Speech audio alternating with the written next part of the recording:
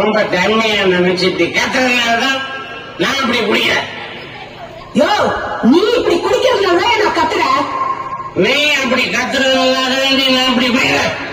அந்த சோகம் தாங்க முடியாம தான் கட்டிங்க போட்டுக்கிட்டு ரோட்ல செட்டிங் ஆயிடுறேன். இவன் குடிக்கிறாடி. ஆமா, உனக்கு என்ன பிரச்சனை இருக்கு? நீ பாட்டுக்கு குடிச்சு வந்து வீட்டுக்கிற. உங்க அம்மாவுக்கு வேலை வரைக்கும் நான் சூடா வடிச்சு போட்டணும். உங்க அப்பனுக்கு பிபி சுகர் இருந்தது எல்லாத்துக்கும் நான் தான் மருந்து வாங்கி கொடுக்கணும். இப்படி மொத்த சொல்லியும் ஒத்த ஆளா நானே சுமந்துகிட்டு இருக்கேன். இத சொன்னா உனக்கு நான் கத்துற மாதிரி தெரியுதா? போத நிறுத்தமா, நீங்க ரெண்டு பேரும் பண்ற தப்புக்கு ஒருத்தர் மாற்றி ஒருத்தர் காரணம் சொல்லிக்கிறீங்க. அப்பா குடிக்கிறதும் தப்பு, நீ இப்படி அனாவசியமா கத்துறதும் தப்பு. ஆனா நீங்க ரெண்டு பேரும் கூடிய சீக்கிரம் மாறிடுவீங்கன்னு எனக்கு நம்பிக்கை இருக்கு.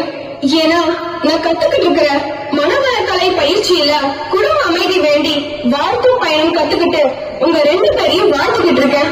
என் கூட மனவளக்கலை மன்றத்துக்கு வந்தா உங்களுக்கும் நல்லா புரியும்.